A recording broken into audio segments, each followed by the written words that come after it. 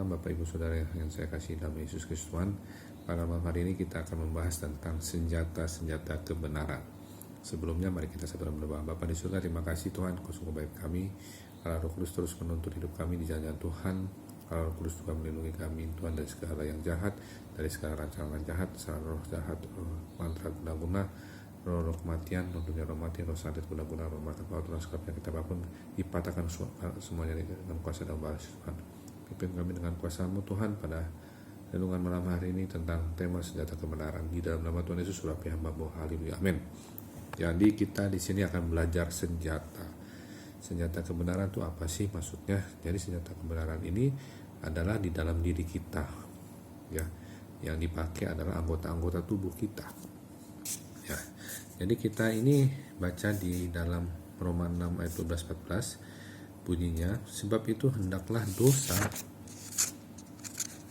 jangan berkuasa lagi di dalam tubuhmu yang fana, supaya kamu jangan lagi menuruti keinginannya, dan janganlah kamu menyerahkan anggota-anggota tubuhmu pada dosa untuk dipakai sebagai senjata kelaliman.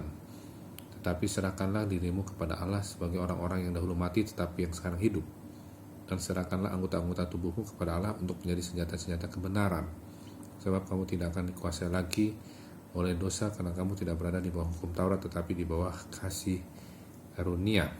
Jadi ini adalah senjata-senjata kebenaran itu anggota-anggota tubuh kita.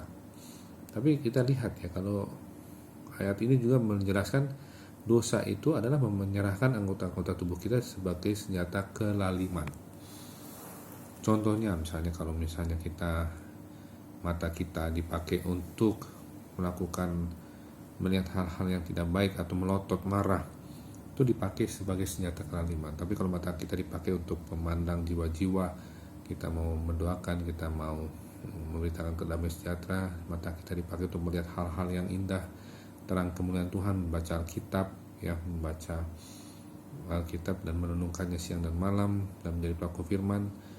Misalnya kita melihat hal-hal yang dahsyat, kesaksian-kesaksian, kita mau memiliki kesaksian Yesus. Nah itu dia contohnya mata. Dan pendengaran juga, kita jangan mendengarkan hal-hal yang sifatnya duniawi. Misalnya kita mau memperkaya diri, gimana cepat mendapatkan uang banyak, tapi kita tidak mau mendengarkan firman Tuhan. Kita hanya mau mendengarkan hal-hal yang berbau mamon atau hal berbau-bau yang dosa, yang cabul. Nggak boleh. Kita harus mendengarkan hal-hal yang berhubungan dengan apa kata firman, apa kata Tuhan. Suara Tuhan itu sebenarnya kita harus aktifkan. Suara Roh Kudus itu benar-benar memberitahukan kepada kita, ya. Banyak tangan juga, kaki kita, ya, serahkan sebagai senjata-senjata kebenaran. Kenapa ini sangat penting? Karena ini tidak mudah untuk membawa anggota-anggota tubuh kita itu dipakai sebagai senjata-senjata kebenaran. Contohnya aja sekarang handphone ini kalau misalnya kita pegang, kita lihat, itu akan menjadi seperti lebih dari magnet. Itu sepertinya tidak bisa lepas dari tangan kita dan dari mata kita.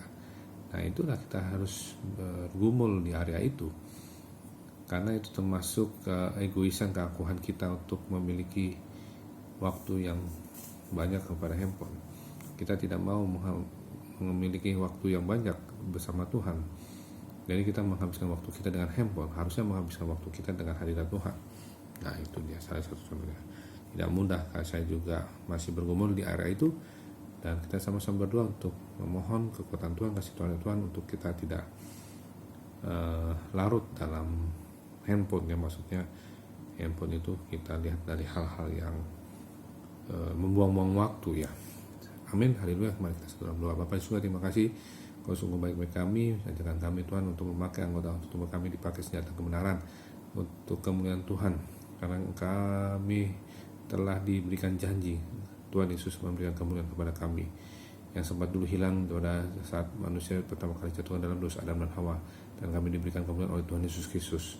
Dalam nama Tuhan Yesus Kristus, terima kasih Tuhan, berkati kami dalam tidur, berikan kami tidur nyenyak, bangun besok kami jam 4, jam 5 dengan tubuh disegerakan, dan kami berdoa dalam nama Tuhan Yesus Kristus, bangun jam 4, 5 untuk melakukan saat teduh berdoa Tuhan.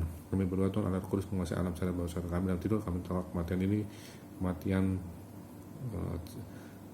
henti napas di jantung, kanker, tumor leukemia, nyeri perut, akut abdomen, appendicitis atau sakit-sakit serangan jantung, sesak napas, ikat semua dengan rantai juga dihancurkan kuasa dengan darah Yesus Tuhan. Terima kasih Tuhan, dimatikan dengan Allah.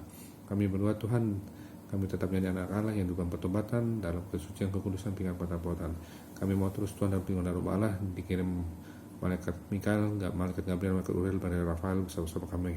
Malaikat kudus Tuhan juga bersama-sama kami. Dalam nama Bapa dan Anak dan Roh Kudus, dalam nama Tuhan Yesus Kristus kami berdoa. Amin. Terima kasih, sampai jumpa besok. Tuhan Yesus memberkati. Shalom.